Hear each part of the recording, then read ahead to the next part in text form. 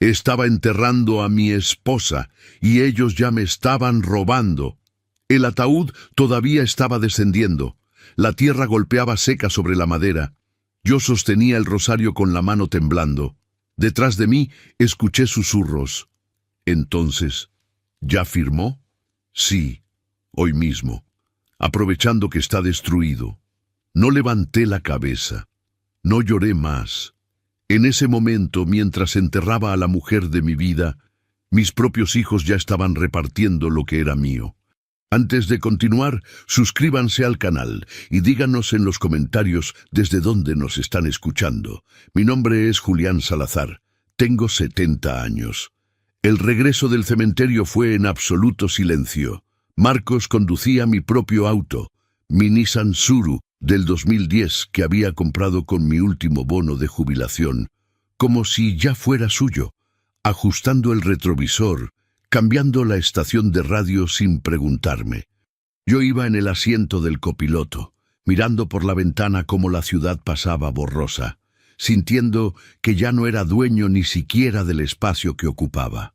Laura y Elena venían en el auto de atrás, probablemente continuando la conversación que habían iniciado junto a la tumba de mi esposa. Cuando llegamos a la casa, nuestra casa, la que Amelia y yo compramos en 1982, con un crédito del Infonavit que tardamos 22 años en pagar, ya había gente adentro. Vecinos, primos lejanos, compañeros de trabajo de mis hijos que nunca conocí, todos con platos de comida en las manos, hablando en voz baja, lanzándome miradas de lástima que me hacían sentir como un estorbo al que había que acomodar en algún rincón. «Papá, ve a descansar», me dijo Laura apenas crucé la puerta, tomándome del brazo con una suavidad que parecía ensayada. «Nosotros nos encargamos de todo». «Sí, don Julián», agregó Elena desde la cocina, donde ya estaba organizando los trastes como si llevara años viviendo aquí. «Usted no tiene que preocuparse por nada. Déjenos a nosotros». Me dejé guiar hasta el sillón de la sala, ese de tela café que Amelia mandó a retapizar hace 3 años, porque decía que todavía tenía mucha vida útil. Me senté, sintiendo el peso de los años sobre los hombros, y observé cómo mis propios hijos se movían por mi casa con una familiaridad que ya no era de visita, sino de dueños. Las horas pasaron lentas y pesadas. La gente entraba y salía, me daba el pésame con frases hechas que ya ni escuchaba, y yo asentía mecánicamente, respondiendo con monosílabos. Pero mi mente estaba en otra parte, reproduciendo una y otra vez las palabras que había escuchado en el cementerio. Entonces, ¿ya firmó? Sí, hoy mismo, aprovechando que está destruido. ¿Firmar qué? ¿Ya firmó quién? Amelia había muerto hacía apenas 48 horas. Un infarto masivo mientras dormía, sin dolor, sin aviso, sin despedida. Y ellos ya estaban hablando de documentos, de firmas, de aprovechar mi dolor. Cuando el último visitante se fue, eran casi las 9 de la noche, Marcos se paró frente a mí con una expresión que intentaba ser seria y preocupada. «Papá, necesitamos hablar de cosas importantes», dijo intercambiando una mirada con Laura que no pasó desapercibida. «Hay decisiones que debemos tomar. Mañana», respondí con una voz que sonó más débil de lo que hubiera querido. «Hoy no puedo pensar».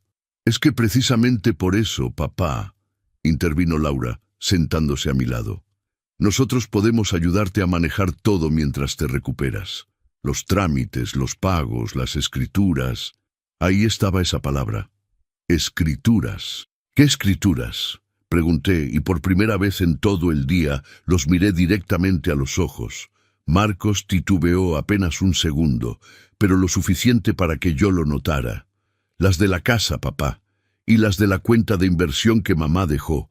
Son cosas complicadas, trámites legales que necesitan atención inmediata. Nosotros solo queremos facilitarte la carga». Sentí una punzada en el pecho, pero no de dolor físico. Era algo mucho peor. La confirmación de que mis propios hijos me veían como un obstáculo entre ellos y el dinero que Amelia y yo habíamos construido en 43 años de matrimonio. Mañana, repetí, levantándome del sillón con esfuerzo. Voy a dormir. Caminé hacia mi habitación, la habitación que compartí con Amelia durante casi medio siglo, y cerré la puerta. El cuarto olía todavía a su perfume, ese de gardenias que compraba en la farmacia de la esquina. Su lado de la cama estaba intacto, con las almohadas acomodadas como le gustaba, con el libro que estaba leyendo todavía en la mesita de noche. Me senté en el borde de mi lado y respiré profundo, tratando de contener las lágrimas que llevaba conteniendo todo el día. Fue entonces cuando mi mirada cayó sobre el escritorio que teníamos junto a la ventana. La pasta verde, esa pasta donde Amelia guardaba todos los documentos importantes, la que siempre mantenía en el segundo cajón, con una etiqueta que decía «Importante no mover». El cajón estaba abierto y la pasta había desaparecido. La pasta verde no estaba en ningún lado, y eso solo podía significar una cosa. Alguien la había sacado de mi habitación mientras yo enterraba a Amelia. Me quedé parado frente al cajón abierto, sintiendo cómo la rabia y el dolor se mezclaban en mi pecho como veneno.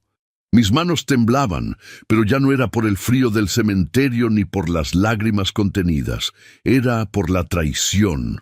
Esa pasta contenía las escrituras de la casa, los certificados de mi cuenta de ahorros del banco, 280,000 pesos que había acumulado en 35 años de trabajo. La póliza de seguro de vida de Amelia por 500,000 pesos y el testamento que habíamos hecho juntos hace 5 años. Documentos que nadie debía tocar sin mi autorización. Documentos que habían desaparecido el mismo día que enterré a mi esposa.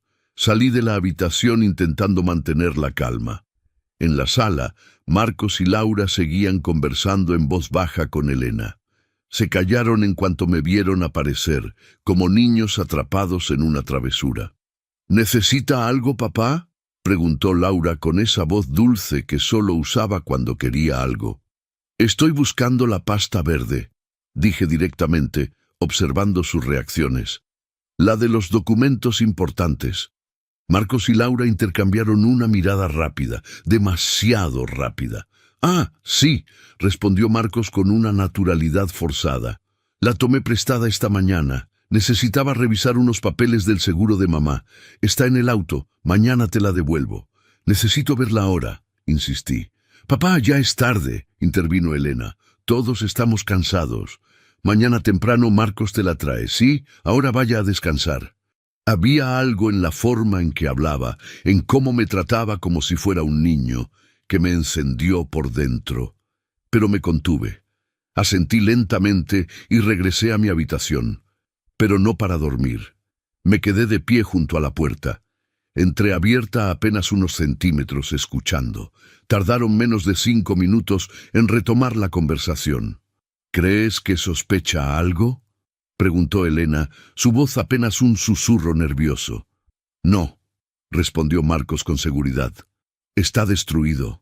¿Viste cómo estuvo todo el día? Ni siquiera preguntó detalles de nada. Pero preguntó por la pasta», insistió Laura. «Porque es obvio que la iba a buscar en algún momento», contestó Marcos. «Por eso tenemos que actuar rápido. Mañana en la mañana vamos con el licenciado Ramírez. Él dijo que si presentamos los documentos antes del viernes, podemos hacer la transferencia de la casa a nuestros nombres sin complicaciones». Sentí que el piso se movía bajo mis pies. Transferencia de la casa. Mi casa. «¿Y el seguro de vida?», preguntó Elena. «¿Cuánto era?». 500,000 pesos, respondió Laura, y pude escuchar la emoción en su voz. «Se divide entre Marcos y yo como beneficiarios. 250,000 para cada uno». «¿Y la cuenta de ahorros?», continuó Elena. 280,000, dijo Marcos. «Esa también está a nombre de mamá y papá, pero como ella ya falleció y él firmó la autorización, se me heló la sangre». «¿Qué autorización?», Pregunté en voz alta, abriendo la puerta de golpe. Los tres se quedaron paralizados. Laura dejó caer el vaso de agua que tenía en la mano. El sonido del vidrio rompiéndose contra el piso fue lo único que se escuchó durante varios segundos interminables. «Papá, yo...» empezó Marcos, pero lo interrumpí. «¿Qué autorización firmé?», repetí, mi voz sonando más firme de lo que me sentía. «Es que...» Laura se acercó, intentando tomar mi mano, pero la retiré. «Papá, cuando mamá estaba en el hospital, ¿recuerdas? Te pedimos que firmaras unos papeles para poder autorizar los gastos médicos. El hospital. Amelia había estado internada 3 días antes de morir. Yo había firmado formularios, autorizaciones, consentimientos, todo en medio del pánico y la desesperación. Decenas de hojas que me pusieron enfrente mientras los doctores me explicaban que su corazón estaba fallando. Esos eran documentos médicos, dije lentamente. Sí, claro, confirmó Marcos demasiado rápido. Todos eran médicos, pero la forma en que lo dijo, la forma en que evitó mi mirada, me confirmó lo que ya empezaba a sospechar. «Quiero ver la pasta. Ahora», exigí.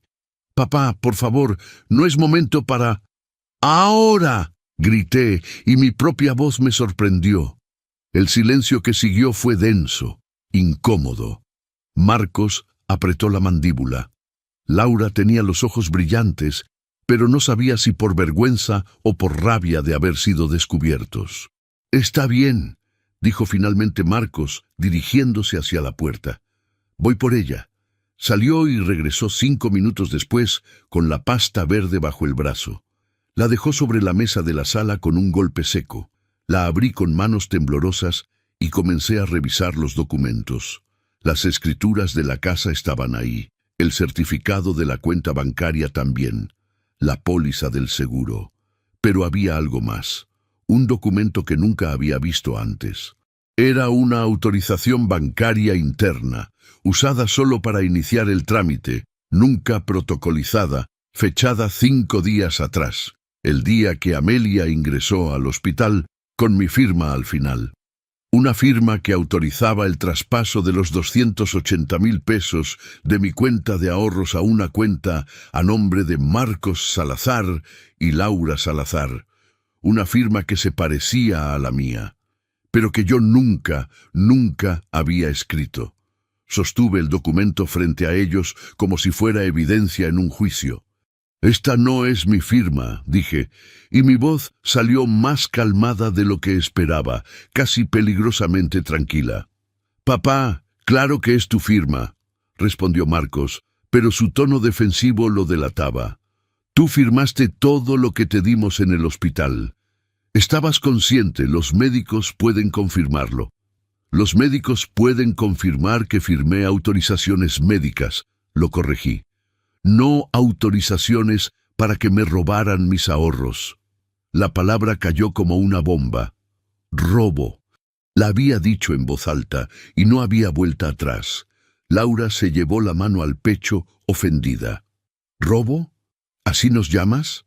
«Papá, nosotros solo estamos tratando de ayudarte a organizar todo esto. Tú no estás en condiciones de manejar tanto dinero, tanto papeleo. Acabas de perder a mamá, estás vulnerable». «Estoy vulnerable», repetí, sintiendo cómo la rabia subía por mi garganta. «Pero no estoy muerto, y no estoy senil». «Nadie dijo que estés senil», intervino Elena, acercándose con esa sonrisa condescendiente que tanto me molestaba. «Pero tiene que entender, don Julián, que a su edad es normal necesitar ayuda con estos asuntos. Marcos y Laura solo quieren protegerlo, a mi edad, como si los años me convirtieran automáticamente en un inútil». «¿Protegerme?», pregunté, mirándola directamente. «¿Protegerme de qué? De mi propio dinero, de estafadores, de gente que se aprovecha de personas mayores», respondió Marcos, retomando el control de la conversación. «Papá, escucha. Sé que estás molesto, pero tienes que ver esto desde una perspectiva práctica. Mamá ya no está. Tú estás solo. Nosotros somos tu familia. Queremos asegurarnos de que todo quede bien protegido. Protegido en sus cuentas bancarias, señalé alzando el documento falso. En una cuenta familiar, explotó Laura.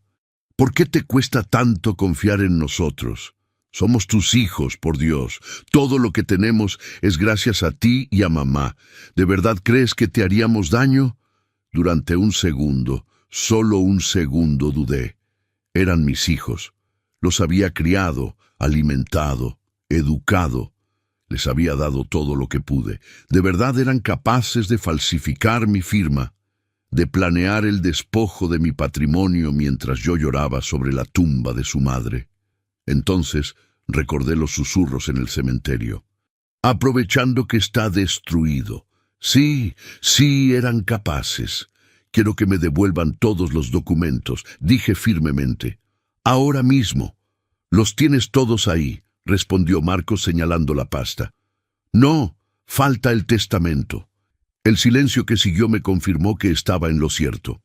El testamento que Amelia y yo habíamos hecho hace 5 años, donde establecíamos claramente que el 50% de nuestros bienes pasaba al cónyuge sobreviviente y el otro 50% se dividía entre nuestros hijos solo después del fallecimiento de ambos. Un testamento que los dejaba sin nada mientras yo siguiera vivo. El testamento está con el notario, dijo Laura rápidamente. Es el procedimiento normal. Hay que esperar a que yo muera, terminé la frase por ella. No digas eso, gritó Laura, y esta vez sí había lágrimas en sus ojos, pero no supe si eran de culpa o de frustración. ¿Por qué eres tan desconfiado? ¿Por qué no puedes simplemente dejarnos ayudarte? Marcos se acercó a mí, poniéndome una mano en el hombro con una familiaridad que ya no sentía genuina. Mira, papá, entiendo que estás confundido, que el dolor te está nublando el juicio. Por eso necesitamos que confíes en nosotros. Solo firma estos documentos. Sacó un sobre manila que tenía guardado en su chamarra. Y nosotros nos encargamos de todo. Tú no tienes que preocuparte por nada más. Tomé el sobre y lo abrí. Dentro había 3 documentos diferentes. Uno era una transferencia de la escritura de la casa a nombre de Marcos Salazar y Laura Salazar. Otro era una autorización para que ellos manejaran la póliza del seguro de vida de Amelia. El tercero era un poder notarial que les daba control total sobre todas mis cuentas, propiedades y decisiones financieras. Les estaba dando todo, absolutamente todo. Estos documentos, empecé a decir, sintiendo cómo se me cerraba la garganta, me dejan sin nada. No es así, papá, insistió Marcos. Tú sigues siendo el dueño legalmente. Esto solo facilita que nosotros podamos ayudarte con los trámites sin tener que molestarte cada vez que haya que firmar algo. Es por tu comodidad. Por mi comodidad, repetí y una risa amarga salió de mi boca. ¡Qué considerados! Papá, no seas terco, intervino Laura, su paciencia claramente agotándose. Esto es lo mejor para todos. Tú no entiendes cómo funcionan estas cosas ahora. Todo es digital, todo es complicado. A tu edad, ahí estaba otra vez. A tu edad. A mi edad entiendo perfectamente cuando me están robando, dije, y rompí los documentos por la mitad. El sonido del papel rasgándose cortó el aire como un cuchillo. Laura dio un paso atrás, boquiabierta. Elena dejó escapar un grito ahogado. Marcos se quedó paralizado, con la mano todavía extendida donde antes estaban los documentos. No voy a firmar nada, declaré, dejando caer los pedazos sobre la mesa. Y quiero que se vayan de mi casa, ahora. Nadie se movió durante varios segundos. Marcos fue el primero en reaccionar. Su rostro pasó de la sorpresa a algo mucho más oscuro. Desprecio apenas contenido. ¿Sabes qué? Tienes razón, dijo, recogiendo su chamarra del respaldo del sillón. Nos vamos. Pero no porque tú lo ordenes, sino porque está claro que no podemos razonar con alguien que ya perdió la cabeza. Marcos, intentó mediar Laura. Pero él la silenció con un gesto.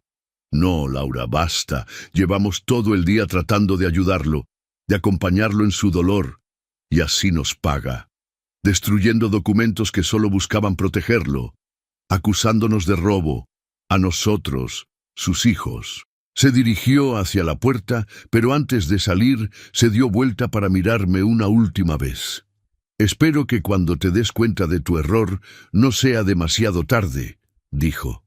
Espero que cuando estés solo, sin nadie que te ayude con los trámites, con las cuentas, con todo lo que mamá manejaba, recuerdes este momento. Recuerdes que tuviste la oportunidad de dejar que tu familia te cuidara. Laura lo siguió, no sin antes acercarse a darme un beso en la frente que me quemó la piel. Te queremos, papá, susurró, aunque tú no lo creas. Elena fue la última en salir, pero se detuvo en el marco de la puerta. Don Julián, dijo con una voz que intentaba sonar amable, pero que no lograba ocultar la molestia. Viviendo solo, va a necesitar ayuda. Y cuando la necesite, espero que sus hijos todavía quieran dársela. Y se fueron. El silencio que dejaron fue tan pesado que tuve que sentarme. Mis piernas temblaban, no de miedo sino de adrenalina. Los había echado. Había roto sus documentos. Había elegido la confrontación. ¿Había hecho lo correcto? Me quedé ahí, en el sillón de la sala, rodeado de platos sucios y vasos olvidados por los visitantes del velorio. La casa que hace apenas 3 días estaba llena de vida, de la risa de Amelia, de su música en la cocina, de sus plantas en cada rincón. Ahora era solo un cascarón vacío que olía a flores marchitas y a soledad. Tal vez tenían razón. Tal vez yo ya estaba demasiado viejo para manejar todo esto solo. Tal vez el dolor me estaba volviendo paranoico, haciéndome ver traiciones donde solo había preocupación genuina. Pero entonces recordé la firma falsa, y los susurros en el cementerio, y la forma en que hablaban de plazos y transferencias mientras la tierra todavía estaba fresca sobre la tumba de su madre. No, no estaba loco, y no estaba equivocado. Me levanté con esfuerzo y comencé a recoger los platos. Después de 43 años de matrimonio, las tareas del hogar se sentían extrañas en mis manos. Amelia siempre decía que yo era un inútil en la cocina, que si ella moría de hambre, yo moriría de hambre 3 días después. Me reí con amargura al recordarlo. Ahora tenía que aprender a sobrevivir sin ella, y no solo en la cocina. Pasé el resto de la noche ordenando la casa, lavando trastes, guardando cosas. Era casi la 1 de la madrugada, cuando finalmente me di por vencido y regresé a mi habitación. La cama matrimonial se veía enorme, demasiado grande para una sola persona. Me acosté del lado que siempre había sido mío, sin atreverme a invadir el espacio de Amelia. Cerré los ojos, pero el sueño no llegó. Mi mente daba vueltas una y otra vez sobre todo lo que había pasado. Y entonces, en medio de ese silencio absoluto de la madrugada, escuché algo. Voces afuera de mi casa.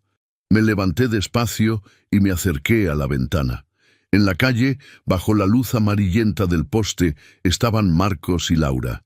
Hablaban con alguien más, alguien que no pude distinguir desde mi ángulo.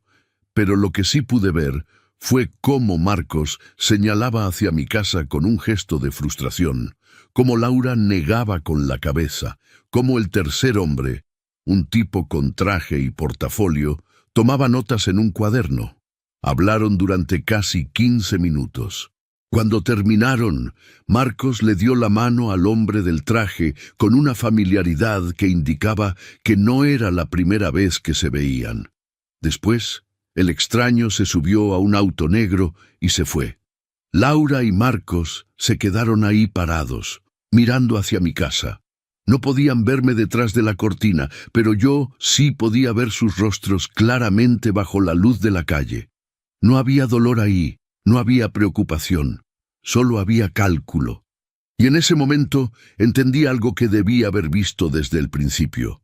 Para ellos, Yo ya estaba muerto. Solo era cuestión de tiempo y trámites. Regresé a la cama, pero ya no intenté dormir.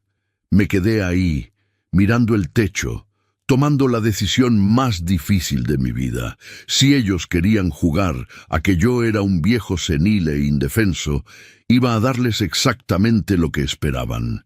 Iba a hacerme invisible, silencioso, inofensivo. Pero mientras ellos creían que estaban ganando, yo iba a observar, a documentar, a planear. El silencio iba a ser mi arma, y cuando llegara el momento indicado, iban a descubrir que los años no me habían vuelto tonto, solo me habían vuelto paciente. Los días siguientes fueron una actuación digna de un premio. Me levanté cada mañana con el peso de la soledad sobre el pecho, pero me forcé a seguir una rutina.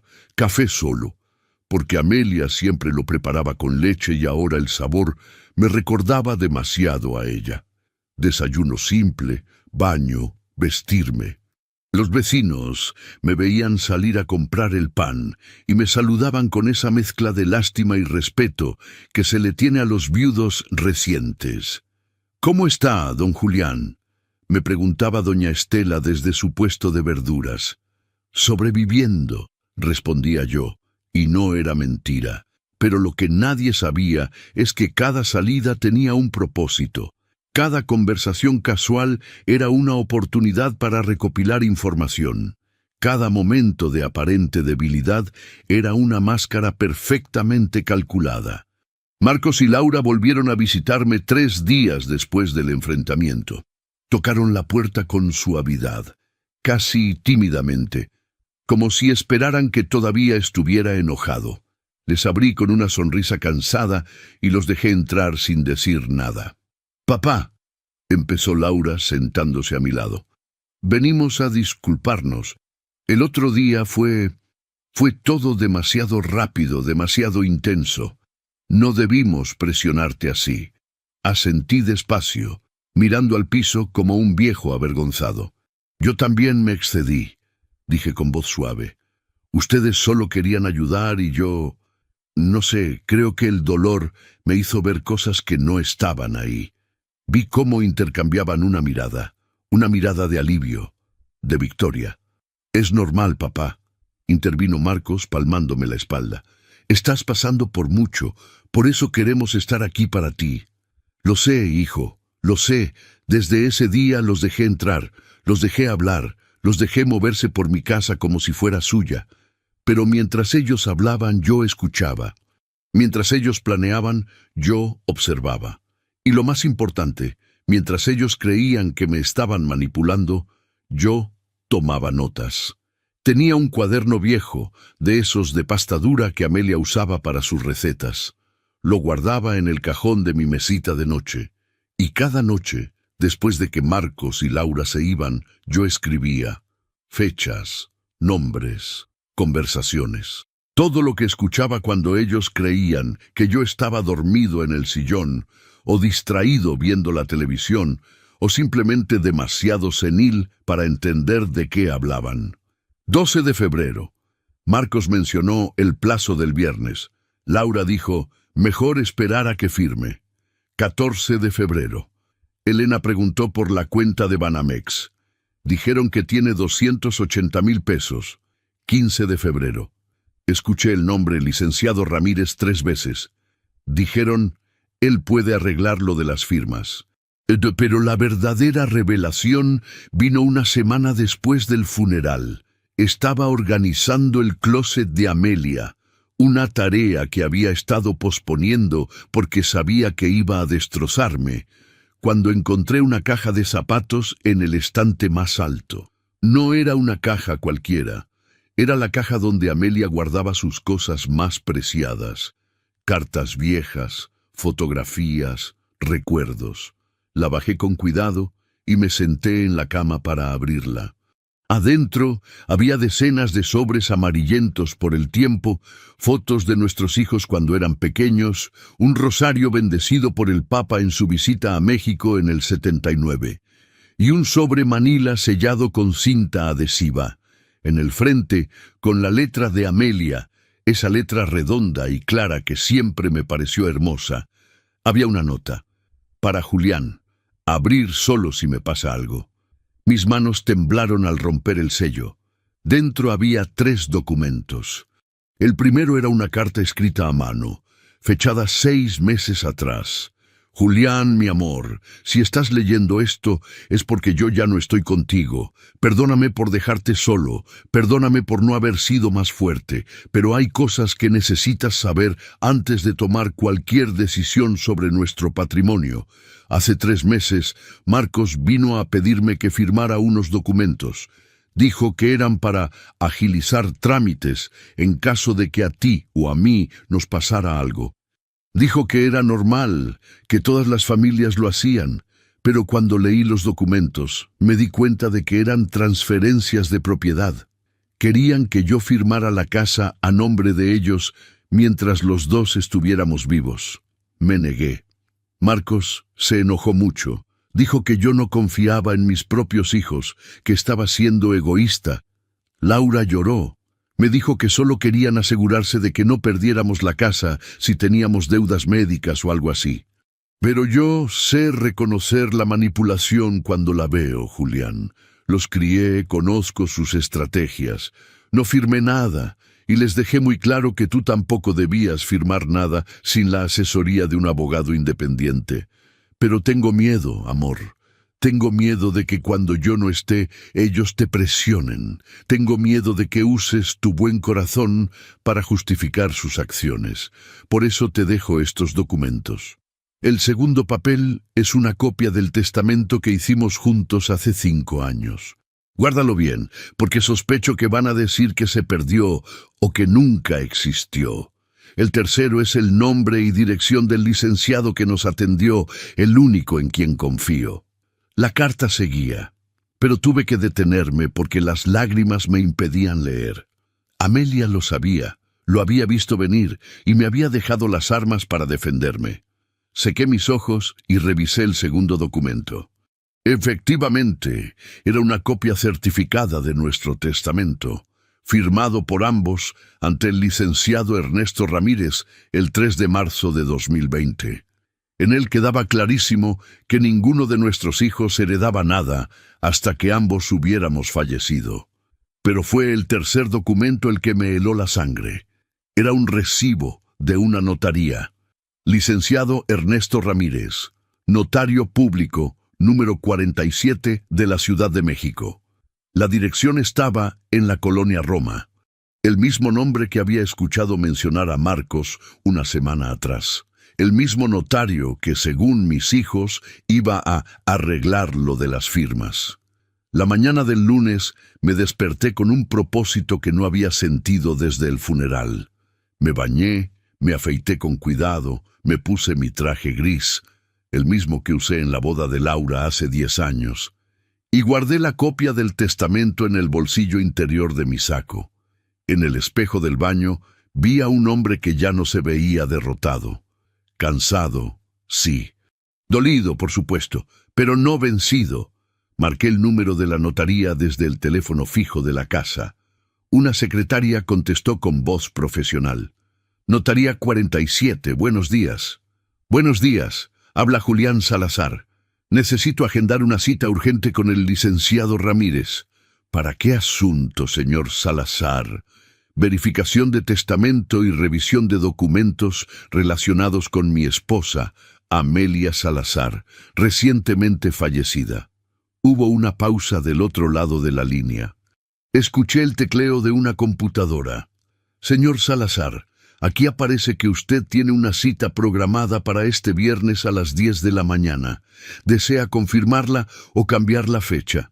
Sentí cómo se me erizaba la piel, una cita que yo nunca había agendado. ¿Quién programó esa cita?, pregunté manteniendo la voz calmada. Dice aquí que fue su hijo, el señor Marcos Salazar. Llamó la semana pasada. ¿Hay algún problema? Ninguno, mentí. Pero necesito adelantar esa cita. ¿Tiene algo disponible hoy? Déjeme revisar. El licenciado tiene un espacio a la 1 de la tarde. ¿Le viene bien?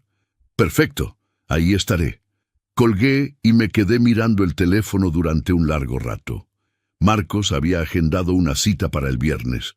4 días más. 4 días que probablemente iba a usar para convencerme de firmar lo que ellos necesitaban que firmara. Pero yo iba a llegar primero. Tomé un taxi hasta la colonia Roma.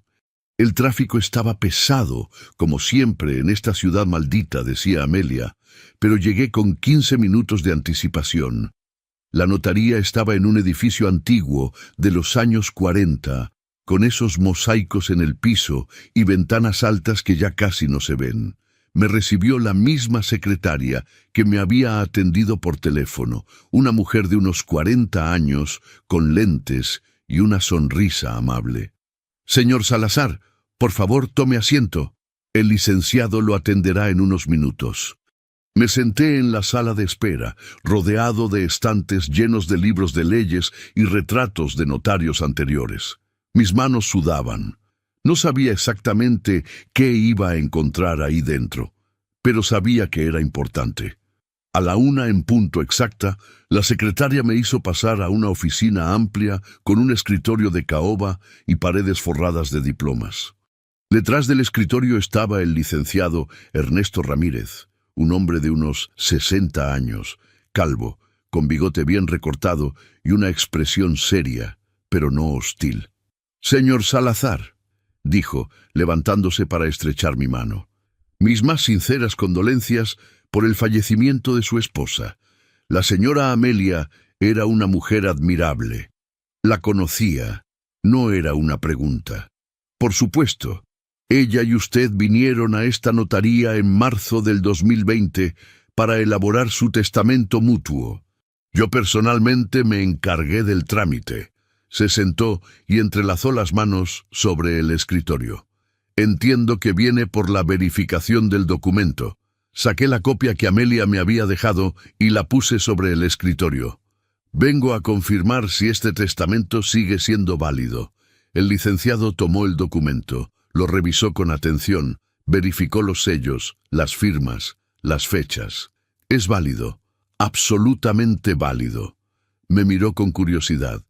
«¿Puedo preguntar por qué tiene dudas al respecto?» «Porque mis hijos aseguran que este testamento nunca existió», respondí directamente. «Y porque tengo razones para creer que están intentando falsificar documentos para apropiarse de mi patrimonio». El licenciado suspiró profundamente y se recostó en su silla. Por su expresión supe que lo que iba a decir no me iba a gustar. «Señor Salazar, su hijo Marcos vino a verme hace 10 días, 2 días después del fallecimiento de su esposa». Hizo una pausa. «Me pidió que preparara documentos de transferencia de propiedad y autorización bancaria. Dijo que usted estaba de acuerdo, que solo necesitaba agilizar los trámites». «¿Y usted le creyó?» «No», respondió firmemente. «Por eso le pedí que lo trajera personalmente para que lo confirmara ante mí. Por eso agendé la cita del viernes». Se inclinó hacia adelante. «Señor Salazar, llevo 35 años ejerciendo como notario. Sé reconocer cuando alguien está intentando cometer un fraude y su hijo estaba siendo muy insistente con los plazos». Sentí una mezcla de alivio y rabia. Alivio porque el licenciado no era cómplice de mis hijos. Rabia porque la confirmación de que Marcos había intentado engañar incluso a un notario me dolió como una puñalada. «¿Qué documentos quería que preparara?», pregunté. El licenciado abrió un cajón de su escritorio y sacó una carpeta. «Transferencia total de la propiedad ubicada en Avenida Insurgentes Sur, número 1234. Mi casa. A nombre de Marcos Salazar Rivera y Laura Salazar Rivera. Transferencia de la cuenta bancaria de Banamex, terminación 3472, con saldo de 280,000 pesos. Y un poder notarial irrevocable que les daría control absoluto sobre cualquier decisión financiera o patrimonial que usted tomara de ahí en adelante». «Irrevocable», repetí, sintiendo cómo se me secaba la boca. «Irrevocable. Significa que una vez firmado, usted no podría deshacerlo. ni siquiera si cambiara de opinión. Me quedé en silencio, procesando la magnitud de lo que mis hijos habían intentado hacer. No solo querían mi dinero, querían mi autonomía, querían convertirme en un títere legal sin capacidad de decisión sobre mi propia vida. ¿Cuánto le pagó mi hijo por preparar esos documentos?, pregunté. Nada todavía. Como le dije, yo no preparo ese tipo de documentos sin la confirmación directa de ambas partes. El licenciado cerró la carpeta y me miró con una seriedad profesional. Señor Salazar, legalmente usted mantiene control absoluto sobre todo su patrimonio. El testamento que hizo con su esposa establece claramente que sus hijos no heredan nada hasta su fallecimiento. Y cualquier firma que ellos presenten sin su consentimiento informado ante notario es completamente inválida. ¿Y si ya falsificaron mi firma en otros documentos? Entonces es un delito penal, falsificación de documento y fraude. Hizo una pausa. ¿Tiene evidencia de que eso haya ocurrido? Pensé en la autorización bancaria que había visto en la pasta verde. En esa firma que se parecía a la mía, pero que yo nunca había escrito. Sí, respondí, la tengo. El licenciado asintió lentamente. Entonces, señor Salazar, le recomiendo que tome medidas inmediatas para proteger su patrimonio. Y si necesita asesoría legal para proceder contra sus hijos, puedo recomendarle a varios abogados de mi confianza. Salí de la notaría 2 horas después, con una copia certificada de mi testamento, una constancia de que todos mis documentos patrimoniales estaban en orden y algo mucho más valioso, la certeza absoluta de que todavía tenía el control. Pero no era suficiente con tener el control. Ahora tenía que usarlo. Regresé a casa con los documentos certificados guardados en un sobre manila que el licenciado Ramírez me había dado. Los escondí en el mismo lugar donde Amelia había guardado su carta, la caja de zapatos en el estante más alto del closet. Nadie revisaría ahí. Nadie pensaría que un viejo guardaría algo importante a esa altura. Era el escondite perfecto, porque subestimaba mi capacidad para subirme a una silla y alcanzar lo que necesitaba. Durante los siguientes 3 días continué con mi actuación. Marcos y Laura venían a visitarme cada tarde, siempre con la misma rutina. Traían comida que yo no podía preparar solo. Me preguntaban cómo había dormido. Comentaban sobre lo difícil que debía ser para mí manejar la casa sin Amelia. Y yo asentía, agradecía, me hacía el desorientado. El jueves por la noche, 2 días antes de la cita que ellos habían agendado con el licenciado Ramírez, escuché algo que confirmó mis peores sospechas. Estaba en mi habitación, con la puerta entreabierta, cuando llegaron Marcos, Laura y Elena. Creían que yo estaba dormido. Había aprendido a fingir ronquidos convincentes, pero en realidad estaba completamente despierto, escuchando cada palabra desde mi cama. Mañana confirmo con el licenciado, decía Marcos en voz baja desde la sala. Le digo que el viernes llevamos a papá a las 10 en punto. ¿Y si se niega a firmar?, preguntó Elena con esa ansiedad que ya no se molestaba en ocultar. No se va a negar, respondió Laura con seguridad. Lleva 2 semanas comportándose como un cordero. Ya se le pasó el berrinche del otro día. Ahora sí entiende que necesita nuestra ayuda. Pero, ¿y si el notario le explica lo que está firmando?, insistió Elena. Por eso contraté al licenciado Ramírez, explicó Marcos. Él sabe cómo manejar estas situaciones. Les presenta los documentos como si fueran trámites normales de sucesión.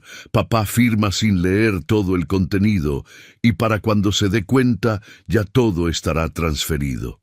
Hubo un silencio. Luego escuché el sonido inconfundible de copas chocando. Por la herencia que nos merecemos, dijo Laura. Por la casa que por fin será nuestra, agregó Elena.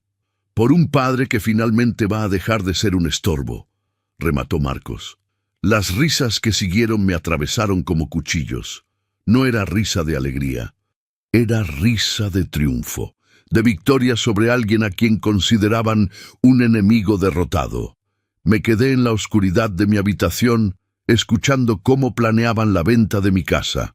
Marcos ya había contactado a un agente inmobiliario que estimaba el valor en 3.800.000 pesos.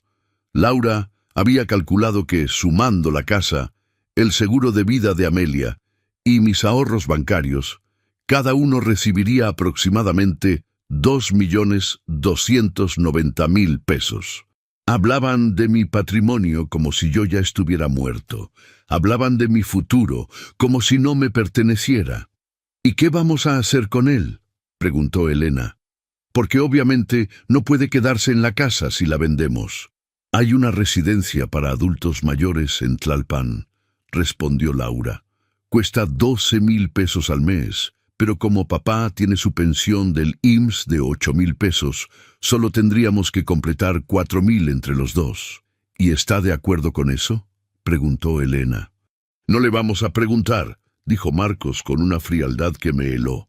El poder notarial que va a firmar mañana nos da autoridad para tomar ese tipo de decisiones por él, oficialmente por su propio bien.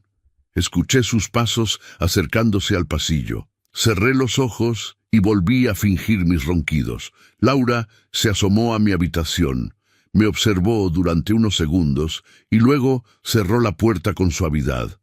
Está profundamente dormido, la escuché decir. Pobrecito, ni idea tiene de lo que viene. Se quedaron una hora más, bebiendo, riendo, planeando cómo gastar el dinero que todavía no tenían. Cuando finalmente se fueron, esperé otros 30 minutos para asegurarme de que no regresarían. Entonces me levanté, encendí la luz y saqué mi cuaderno de notas. Escribí todo lo que había escuchado, cada palabra, cada cifra, cada detalle de su plan. Pero no era suficiente con documentarlo. Necesitaba evidencia que no pudieran negar. Busqué en el cajón del escritorio de Amelia hasta que encontré su vieja grabadora de periodista. Ella había trabajado en un periódico local cuando éramos jóvenes y nunca se deshizo de sus herramientas. Revisé que funcionara, comprobé que las baterías aún tuvieran carga y la guardé en el bolsillo de mi camisa. El viernes por la mañana, Marcos llegó temprano como había prometido. «Buenos días, papá», dijo con una sonrisa que intentaba parecer genuina. «¿Listo para ir con el licenciado?» «Listo», respondí abotonándome el saco. En el auto activé discretamente la grabadora. Marqué la fecha y hora con una tos fingida. Viernes 19 de febrero, 9:30 de la mañana. Marcos conducía con una tranquilidad que no sentía.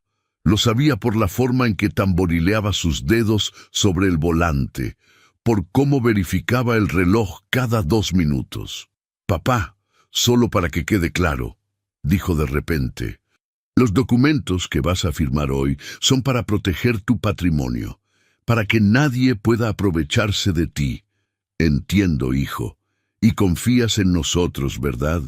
«Eres mi hijo», respondí, y no era mentira. Era mi hijo. Solo que ya no sabía qué significaba eso. Llegamos a la notaría 10 minutos antes de las 10. La secretaria nos hizo pasar inmediatamente. El licenciado Ramírez estaba en su oficina, pero cuando me vio entrar, su expresión cambió sutilmente. Nuestros ojos se encontraron por una fracción de segundo y supe que él sabía que yo había venido antes, sabía que yo conocía el plan y sabía exactamente lo que yo iba a hacer. Señor Salazar, hijo», nos saludó profesionalmente. «Por favor, tomen asiento». Marcos puso sobre el escritorio un folder con los documentos que quería que yo firmara. El licenciado los revisó con aparente normalidad. «Antes de proceder», dijo el notario, «necesito cumplir con el protocolo legal. Señor Marcos, ¿me permite un momento a solas con su padre? Es procedimiento estándar verificar la voluntad del firmante sin presiones externas». Marcos titubeó. Vi cómo su mandíbula se tensaba, cómo sus manos apretaban los reposabrazos de la silla. Pero no podía negarse sin levantar sospechas. «Claro, licenciado», respondió con una sonrisa forzada. «Estaré afuera». Cuando la puerta se cerró detrás de Marcos, el licenciado Ramírez me miró directamente a los ojos. «¿Procedo con lo que acordamos el lunes, señor Salazar?» «Proceda», respondí con voz firme. El notario asintió y tocó el intercomunicador. «Señorita García, puede pedirle al señor Marcos que regrese, por favor». Cuando Marcos entró nuevamente, el licenciado ya tenía sobre el escritorio documentos completamente diferentes a los que mi hijo había traído. «Perfecto», dijo el notario. «Entonces procederemos con la firma de estos documentos que el señor Julián Salazar ya revisó y aprobó en su visita del lunes pasado». La sonrisa de Marcos se congeló. «¿Qué visita del lunes?» «La visita en la que su padre vino a revocar cualquier autorización previa y a establecer que su patrimonio permanecerá intransferible hasta su fallecimiento», explicó el licenciado con voz firme. «Los documentos que usted trajo hoy son legalmente inválidos, dado que contradicen la voluntad expresa del señor Salazar, registrada ante esta notaría hace 4 días». Vi cómo el color abandonaba el rostro de Marcos. Vi cómo sus manos apretaban los reposabrazos de la silla. Vi el momento exacto en que comprendió que lo había derrotado. «Papá», empezó a decir, pero lo interrumpí. «El domingo», dije con voz calmada, «quiero que tú, Laura y Elena vengan a casa el domingo a las 11 de la mañana. Tenemos que hablar de algunas cosas, de muchas cosas». El domingo amaneció con un cielo gris que amenazaba lluvia. Desperté a las 6 de la mañana, como siempre desde que Amelia se fue, y preparé café para 3 personas, aunque sabía que iba a tomármelo solo. Era una costumbre que no podía romper: hacer café de más, poner la mesa para 2, esperar que ella apareciera en la cocina con su bata floreada y su «buenos días, mi amor», que nunca más iba a escuchar. Pasé las siguientes horas preparándome para lo que venía. Me bañé, me afeité con cuidado, me puse mi traje azul marino, el que usé en nuestra última foto juntos, en nuestro aniversario número 42, y ordené la sala como si fuera a recibir visitas importantes, porque lo eran las personas que me habían traicionado, sí, pero también eran mis hijos. A las 11:05 escuché el auto estacionarse afuera. Esperé a que tocaran la puerta antes de abrir. Los 3 estaban ahí: Marcos con expresión defensiva, Laura con los ojos enrojecidos, como si hubiera llorado toda la semana, y Elena intentando mantener una sonrisa profesional que no llegaba a sus ojos. «Pasen», dije simplemente. Se sentaron en la sala con la rigidez de quien espera malas noticias. Yo me quedé de pie, con la pasta verde que había recuperado de mi habitación en las manos. «Supongo que se estarán preguntando por qué los cité», comencé, dejando la pasta sobre la mesa de centro con un golpe seco que los hizo sobresaltar. «Papá, si es por lo del viernes», empezó Marcos, pero levanté la mano para silenciarlo. «No interrumpas. Por una vez en estas 3 semanas ustedes van a escuchar». Abrí la pasta y saqué el primer documento. «Esto», dije, mostrándoles la autorización bancaria con la firma falsa, «es un intento de fraude, una falsificación de mi firma para transferir 280,000 pesos de mi cuenta a la de ustedes». Dejé el papel sobre la mesa. Pensaron que yo estaba tan destruido por la muerte de su madre que no me daría cuenta. Laura abrió la boca para hablar, pero continué. «Esto», saqué el segundo documento, «es una copia de los papeles que llevaron al licenciado Ramírez hace 2 semanas. Transferencia total de esta casa, valuada en 3.800.000 pesos, a sus nombres. Sin mi consentimiento, sin siquiera esperar a que terminara de llorar a mi esposa. Papá, nosotros solo queríamos protegerte», intentó Laura con voz quebrada. «¿Protegerme?». repetí y saqué mi cuaderno de notas. ¿Es así como lo llaman? Porque aquí tengo anotadas todas las conversaciones que escuché mientras ustedes creían que yo estaba dormido. Abrí el cuaderno en una página marcada. Jueves 18 de febrero, 9:15 de la noche. Cito textualmente, por un padre que finalmente va a dejar de ser un estorbo. Vi cómo Marcos se ponía pálido. Laura se llevó la mano a la boca. ¿Quieren saber qué más escuché? Continué pasando páginas. Que ya contactaron a un agente inmobiliario, que planeaban vender la casa donde su madre y yo vivimos 43 años, que ya calcularon cuánto le tocaría a cada uno, 2.290.000 pesos. Los miré directamente. Y que ya tenían pensado meterme en una residencia de ancianos en Tlalpan, porque obviamente yo no podía quedarme en mi propia casa si ustedes la vendían. Eso no es... empezó Marcos, pero lo interrumpí nuevamente. No es cierto. Saqué la grabadora del bolsillo y la puse sobre la mesa. Porque tengo esto también. Grabaciones de sus conversaciones, de sus planes, de cómo pensaban engañar al notario, de cómo pensaban usar mi dolor para despojarme de todo lo que construí en toda mi vida. El silencio que siguió fue absoluto. Elena miraba al piso, Laura lloraba sin hacer ruido. Marcos apretaba la mandíbula con tanta fuerza que podía escuchar sus dientes rechinar. Pero lo más doloroso, dije, y por primera vez sentí cómo se me quebraba la voz, no fueron los documentos falsos, ni las grabaciones, ni los planes de vender mi casa. Lo más doloroso fue esto. Saqué la carta de Amelia, la última que había guardado. Su madre sabía. 3 meses antes de morir, ella ya sabía que ustedes estaban planeando esto. Marcos, viniste a pedirle que firmara transferencias de propiedad. Ella se negó y le rogó. Me dejó esto escrito de su puño y letra, que yo no cayera en su manipulación. Las lágrimas corrían por mis mejillas, pero no me importó. Murió preocupada por protegerme de sus propios hijos. Laura sollozaba abiertamente ahora.